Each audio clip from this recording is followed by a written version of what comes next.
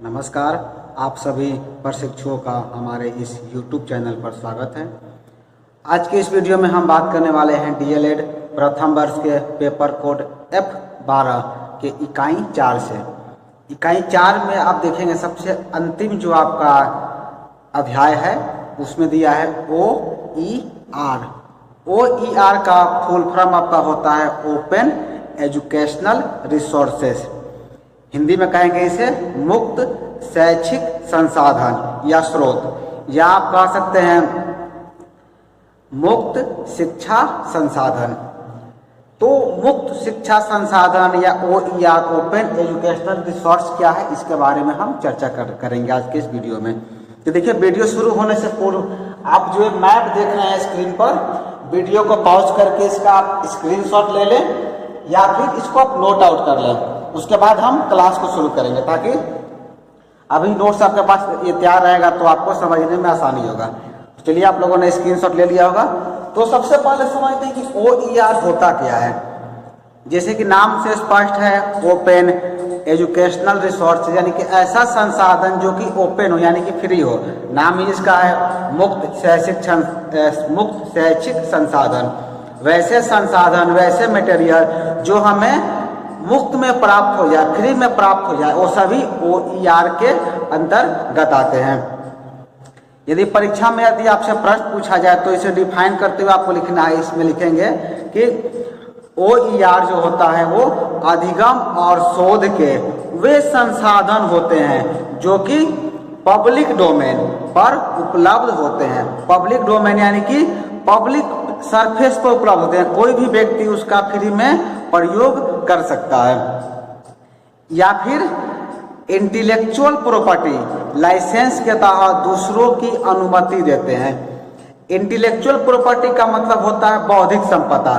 बौद्धिक संपदा यानी कोई चीज, यानी कि वो आपका है, आपका अपना है, आपने उसे खुद से क्रिएट किया है, लेकिन आप उसे मुफ्त में प्रोवाइड कर रहे हैं, मुफ्त में उसे दे रहे हैं, वो सभी OER के अंतर्गत आते हैं। जैसे कि आप सभी मेरा वीडियो देखते होंगे तो प्रत्येक वीडियो के डिस्क्रिप्शन में आपको लिंक दिया जाता है, जिसमें उस क्लास का आपको नोट्स प्रोवाइड किया जाता है। वो नोट्स भी आपको फ्री में मिलते हैं, यानी उसके लिए कोई भी चार्ज आप पेड नहीं करते हैं। तो वो क्या है, ये भी एक OER का ही एक भाग है, यानी कि आपको मुफ्त में फ्री में सब चीज़ें प्रदान की जा रही है। ठीक है ना। इसका मेन उद्देश्य ये होता है, आप इसमें आगे लिखेंगे कि इनका जो है निःशुल्क उपयोग या पुनः अनुकूलन किया जा सकता है। जो भी चीज़ें आपको OER के अंतर्गत प्रदान की जाती है उसका आप फ्री में प्रयोग कर सकते हैं और उसे कस्टमाइजेशन भी कर सकते हैं।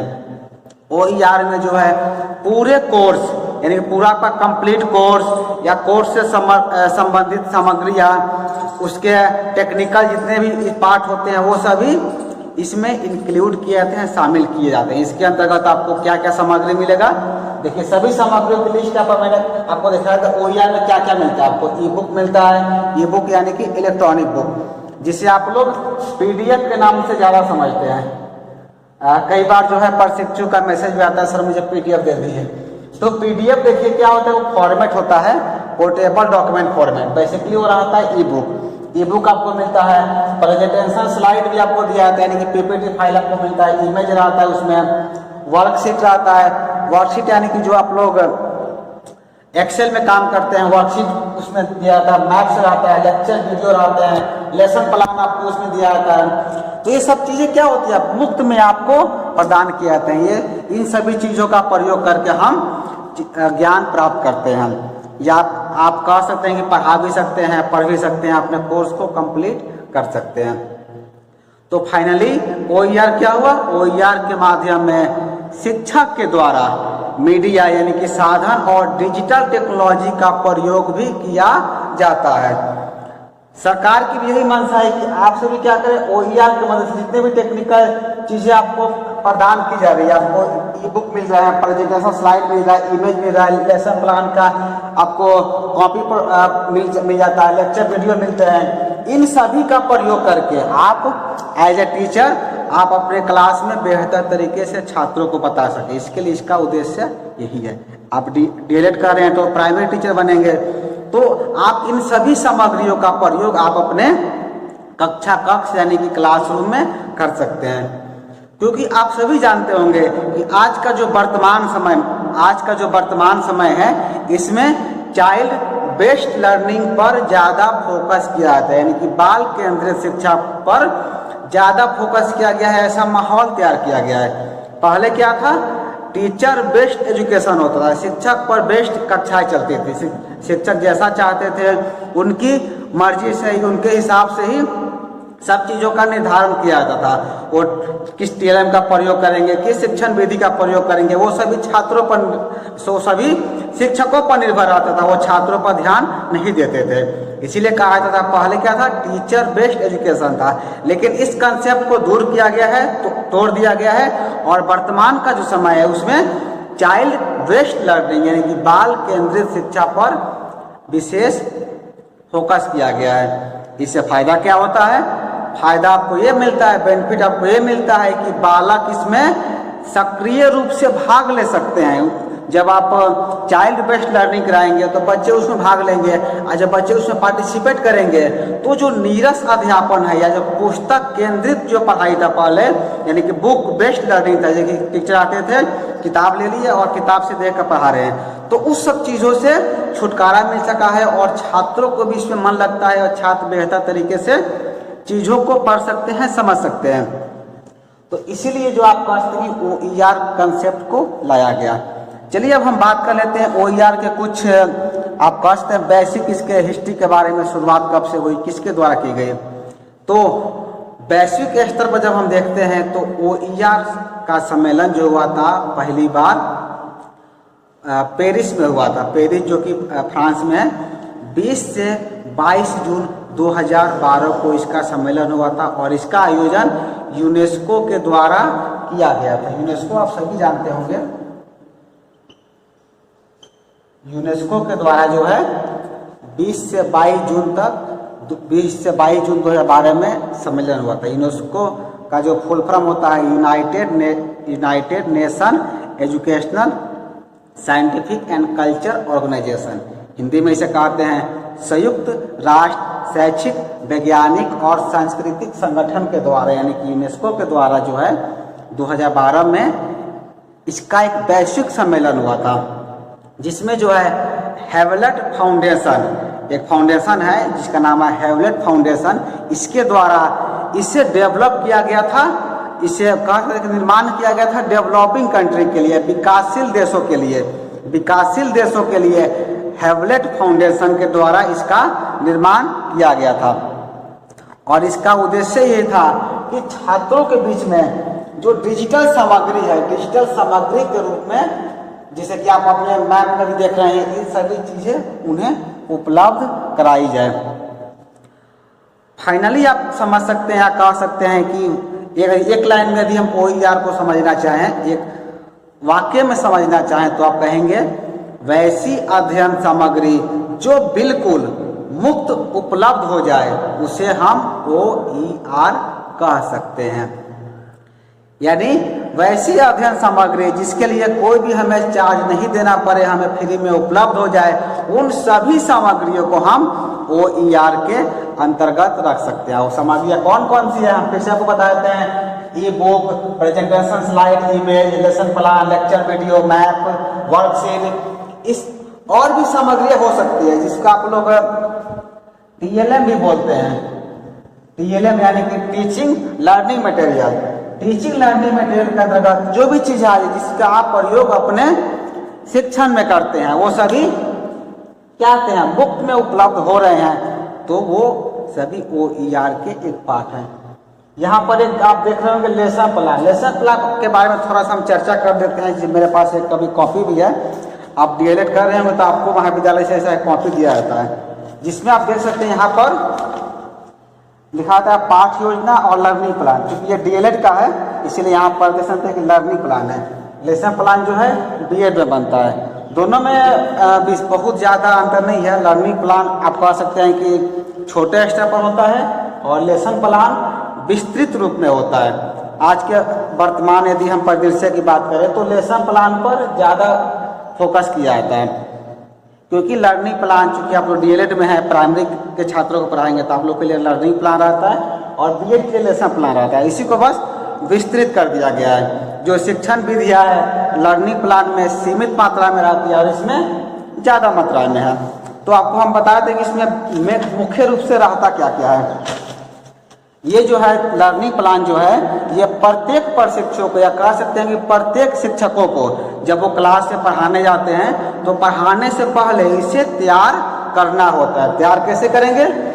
पहला पेज की यदि हम बात करें, चूंकि ये बना हुआ एक प्रशिक्षक ने इसे तैयार किया था, तो सबसे पहले आपका नेम ऑफ द स्कूल यानी विद्यालय का नाम, जिस विद्यालय में आप टीचिंग प्रैक्टिस के लिए जाएंगे या पढ़ाने जाएंगे तो आप विद्यालय का नाम भरेंगे। सेकेंड रहता है नेम ऑफ द पॉपिल टीचर यानी कि पाठदाता का नाम, यानी कि आपका नाम रहेगा। आप एज ए टीचर पढ़ाने जा रहे हैं तो आपका नाम यहाँ भरेंगे। फिर क्रमांक यानी कि रोल नंबर, आपका जो महाविद्यालय में रोल नंबर है, रोल नंबर फिल करना है। तिथि, कक्षा या घंटे, किस तिथि को किस डेट को आप क्लास में पढ़ाने गए हैं, कक्षा कौन सा है, किस कक्षा में आप पढ़ाए हैं और घंटी कौन सी यानी पीरियड कौन सा, फर्स्ट पीरियड है, सेकेंड पीरियड, थर्ड पीरियड है, ये आपको मेंशन करना है। सेकेंड आता है ड्यूरेशन, आपका जो क्लास का टाइम है, कक्ष का ड्यूरेशन है ऑलमोस्ट 40 या 45 में करा होता है, तो जितना टाइम रहेगा आप यहाँ फिल कर देंगे। नेक्स्ट है number of pupil and average age, छात्र संख्या एवं औसत आयु। क्लास में जो आप पढ़ा रहे हैं तो उसमें जो छात्र उपस्थित हैं उनकी औसत आयु क्या है। औसत आयु का देखिए अर्थ ये होता है एवरेज है, यानी कि आपको देख लेना है कि जैसे कि मान लें कि आपके क्लास में जो बच्चे हैं, आप फर्स्ट क्लास में गए हैं, 1 क्लास में गए हैं, तो उसमें बच्चे जो हैं 5 साल के भी हैं, 6 साल के भी हैं, 7 साल के भी हैं, कुछ बच्चे 4.5 साल के भी हैं, 4 साल के भी हैं, तो आप एवरेज आयु में लिखेंगे 4 से लेकर 7 साल तक के बच्चे मेरे कक्षा में उपस्थित हैं। देखिए उसके बाद एक होता है टीचिंग मेथड यानी कि शिक्षण विधि। जब आप क्लास में गए तो किसके शिक्षण विधि का आपने प्रयोग किया पढ़ाने के दरमियान।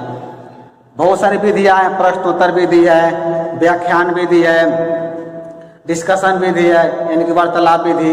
तो जिस विधि का आपने अपने कक्ष में प्रयोग किया पढ़ाने के दरमियान, इस कॉलम में आपको वो लिखना है। जैसे कि इन्होंने व्याख्यान विधि और प्रश्नोत्तर विधि। प्रश्नोत्तर विधि यानी कि छात्रों से उन्होंने प्रश्न किया तो प्रश्नोत्तर विधि हो गया। व्याख्यान विधि यानी उन्होंने लेक्चर दिया तो लेक्चर मेथड का प्रयोग किया। तो इन्होंने 2 विधि का प्रयोग किया था, 2 विधि का यहाँ मेंशन कर दिया। इसके बाद आपका है विषय यानी कि सब्जेक्ट यानी कि उन्होंने किस विषय को पढ़ाया। क्लास में गए तो विषय तो कोई लिए होंगे पढ़ाने के लिए, तो उन्होंने लिया था हिंदी का गद्य भाग, तो हिंदी गद्य लिख दिया।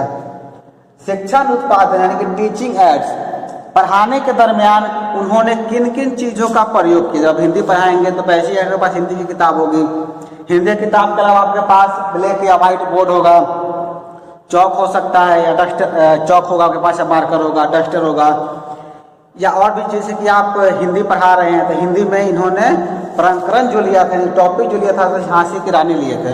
तो झांसी की रानी पढ़ाने के लिए आप यहाँ पर क्या कर सकते हैं, मैप का भी प्रयोग कर सकते हैं।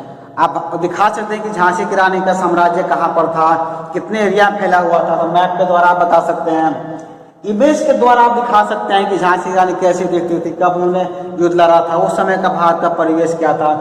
तो ये सब चीज़ें क्या है हमें मुफ्त में मिल जाती है। आपको मैप मिल जाएगा, आपको इमेज मिल जाएंगे, आपको ई बुक मिल जाएगा उसके बारे में। तो ये सब चीज़ों का प्रयोग करके यदि आप क्लासरूम में प्रोजेक्टर का प्रयोग कर रहे हैं तो प्रोजेक्टर के द्वारा आप इसके लेक्चर वीडियो भी छात्रों को दिखा सकते हैं, वर्कशीट के माध्यम से बता सकते हैं, प्रेजेंटेशन स्लाइड के माध्यम से दिखा सकते हैं। जब इस विधि से टॉपिक को पढ़ाएंगे, अपने प्रकरण को समझाएंगे तो छात्र बेहतर तरीके से उसे आत्मसात कर पाएंगे, बेहतर तरीके से उसे समझ पाएंगे। तो इसका उद्देश्य ही वही है। और इसमें देखेंगे आगे बहुत चीज़ इसमें भरने को आपको आता है। नेक्स्ट आपका है सामान्य उद्देश्य, विशिष्ट उद्देश्य, पूर्व ज्ञान, प्रस्तावना। यानी कि जब आप सामान्य उद्देश्य जनरल में जब आप क्लास में पढ़ाते हैं तो बच्चे का जो होता है उससे क्या सीखे। आपको जैसे आपने पढ़ाना शुरू किया तो बच्चे की रुचि है कि नहीं उस सब्जेक्ट में, रुचि है तो कितनी रुचि है। विशिष्ट उद्देश्य क्या था कि जब आप पाठ को पढ़ाते हैं तो पढ़ाने के दरमियान जो उद्देश्य आपका था उस उद्देश्य की पूर्ति हुई या नहीं हुई। मान लीजिए हमने आपको इस OER के बारे में वीडियो में बताया, ठीक है, तो आप समझे कि नहीं समझे? यदि समझ गए तो मेरा उद्देश्य पूरा हो गया, यदि नहीं समझे तो मेरा उद्देश्य सफल नहीं हुआ। तो ये सब इसमें आपको लिखना होता है। और आप भी यदि ये वीडियो देख रहे हैं तो OER का कंसेप्ट आपका क्लियर हुआ या नहीं हुआ है तो भी, नहीं हुआ है तो भी, तो आप कमेंट बॉक्स में जरूर बताएंगे ताकि मुझे ही पता चल सके कि आप वीडियो से लाभ प्राप्त कर रहे हैं। ठीक है, तो ये मेन कंसेप्ट आपका होता है। और भी इसमें बहुत चीज भरने को रहता है, जब आप कॉपी लेंगे तो आपको समझा दिया जाएगा। इसमें देखेंगे तो शिक्षण बिंदु में टीचिंग पॉइंट, शिक्षक क्रियाशील, छात्र अनुक्रिया, श्यामपट सारांश, मूल्यांकन, यानी कि आपने पढ़ाने के दरमियान ब्लैक बोर्ड या व्हाइट बोर्ड का प्रयोग किए कि नहीं किए तो बोर्ड पर क्या लिखा, ये सब फाइनली आपको क्या करना है, पहले से बना कर ले जाना है। जितनी चीज़ आप देख रहे हैं तो आप क्या करेंगे, जब क्लास में पढ़ाने जा रहे हैं तो पहले से सब प्रक्रिया करके जाएंगे कि हम क्लास में जाएंगे तो हमें क्या क्या पढ़ाना है, कैसे पढ़ाना है, हमारी तैयारी कैसे होनी चाहिए। जैसे कि ये वीडियो बनाने से पहले मैंने ये व्हाइट बोर्ड पर इसे लिख लिया था, OER के बारे में समझ लिया था, पढ़ लिया था, ताकि वीडियो बनाते समय कोई भी परेशानी हमें नहीं हो। उसी प्रकार से आप भी जब क्लास में जाएंगे तो पहले आपको लर्निंग प्लान या लेसन प्लान बना कर ले जाना है। तो ये तो खैर लेसन प्लान, लर्निंग प्लान की परिभाषा की कंसेप्ट थी। मेन जो हमारा टॉपिक था OER, open educational resources. I hope आप समझ गए होंगे। फिर से हम रिपीट कर देते हैं। अंतिम और एक महत्वपूर्ण जो वाक्य है जिसे आप याद रखेंगे, बस ये आपको दिमाग में सेट कर लेना है कि वैसी अध्ययन सामग्री जो बिल्कुल मुफ्त उपलब्ध हो जाए, उसके लिए कोई भी हमें चार्ज नहीं देना पड़े, उसे हम OER कहते हैं। अब देखिए OER का नोट्स भी आपको मिल जाएगा। जब आप इस वीडियो के डिस्क्रिप्शन में जाएंगे तो आपको लिंक है, ब्लॉगस्पॉट का लिंक है, जहाँ से इसका नोट्स आप डाउनलोड कर सकते हैं। तो चलिए आज के इस वीडियो में इतना ही। हम अगले वीडियो में जो है DLED फर्स्ट ईयर के F12 के बाकी जो यूनिट हैं उसका वीडियो आप सभी के बीच लेकर आएंगे। वीडियो को पूरा देखने के लिए आपका धन्यवाद।